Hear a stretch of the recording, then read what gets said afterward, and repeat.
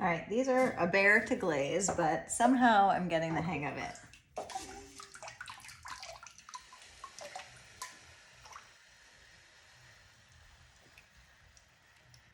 All right. This glaze likes to be applied really thick, so I don't have to worry too much about it sitting in there too long because it loves it. Loves it, loves it, loves it. That was pretty good coverage. I'm missing a little bit here. And I will just touch that up here with my bulb syringe.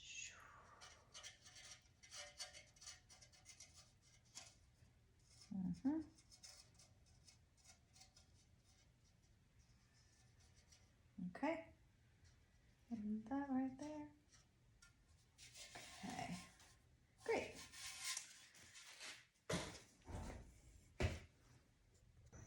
Okay, to glaze the outside, I'm gonna put my hand like this, and I'm going to pour around. So let's get this all full. Just one pass on the outside.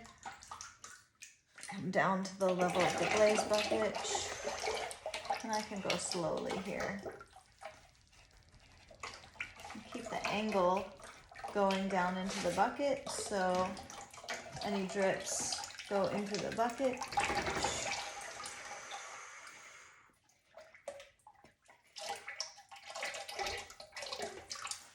And hopefully I got all that. Got to a blind spot. Just one tiny little area that I missed. Oh, and the rim. Okay, I'll get the rim. Okay. Clean this up. There's so much cleaning, oh my gosh, with glazing, so much cleaning. If we can wax really well, we can do a lot less cleaning. Hi Lou, you need to go outside? Okay. Let's see how this looks. Okay, yes, so for the rim, I'm gonna use a brush because it'll do better coverage. All right. I got my brush just a little bit wet at first. And oops, too wet. Hold on, Lou, it's okay, be patient. Here, let me show you.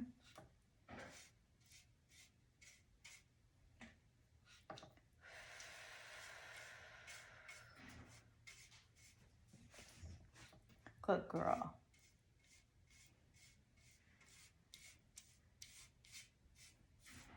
Mm-hmm.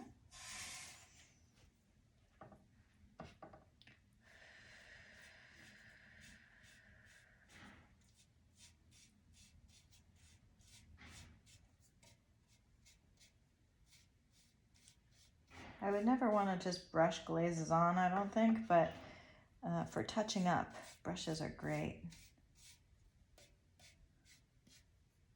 It's so good to know what's the best tool for this problem. What's the best tool? Okay, so I'll let that dry and then I'll dip the rim.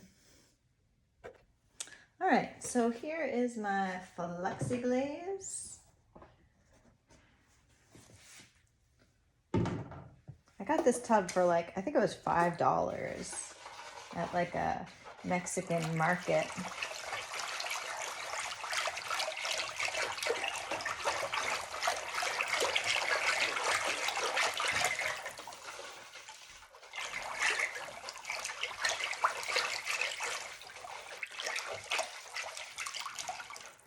All right, now here's the tricky part.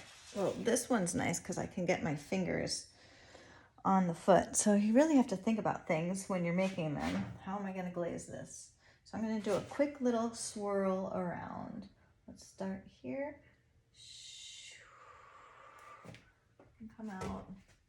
See where it went. Okay, to there.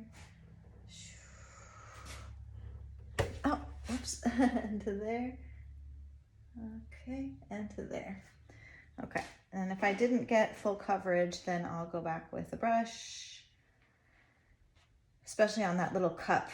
I might have to do that. But I'm gonna leave it like this so I don't get a big drip and let it dry like this. Maybe I'll swirl it around a little bit. Yeah, I think I need a little bit of brush. Okay, so I want this flux copper to be on the bowl also. So carefully painting it onto the rim, hoping to avoid little drips. Don't really want to have to clean that up.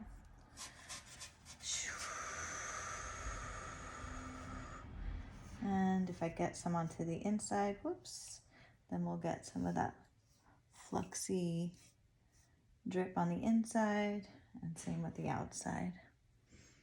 Okay, this bowl actually has it pretty good, but I might want a little bit more inside the main bowl. So,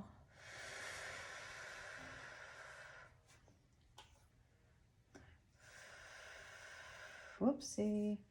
Okay, trying to capture these drips so they don't become, I can't stand drips.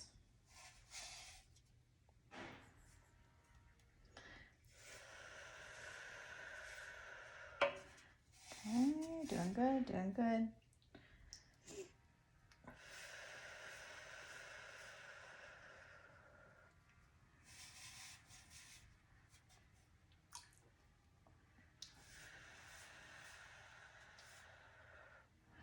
Okay, and then just a little bit of cleanup inside that bowl. All right, not bad. To clean those drips, I'm going to use my palette knife and just shave that off or scrape it off, whatever works better.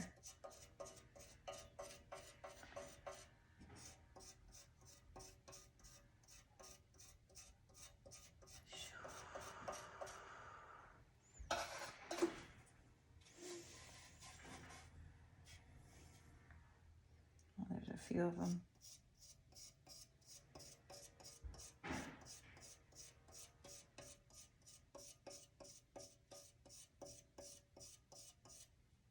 Okay.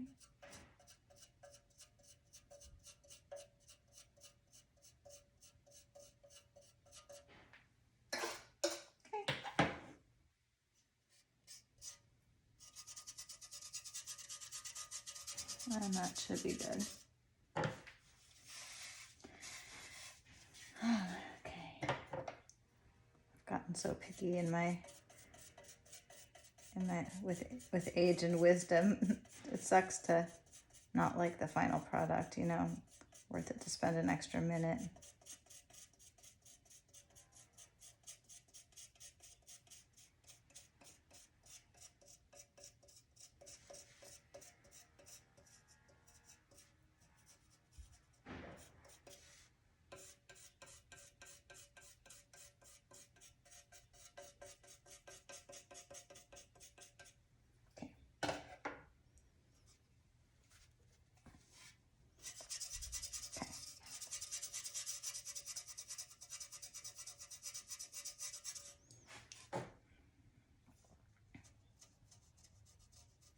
And there's always a great fingernail tool.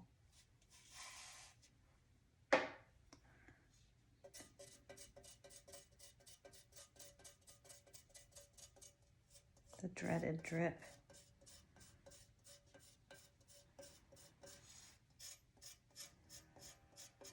Okay, we're calling it good.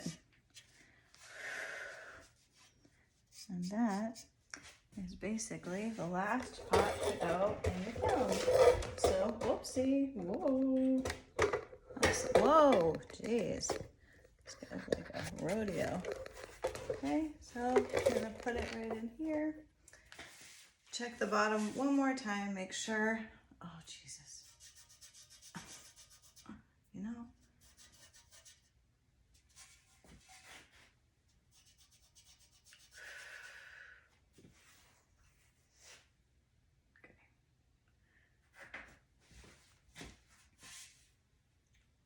Just make sure that I didn't touch the bottom with wet glaze at all. Just one final wipe. I think it's great to always do a final wipe on the way into the kiln. At least look at it. And then here we are.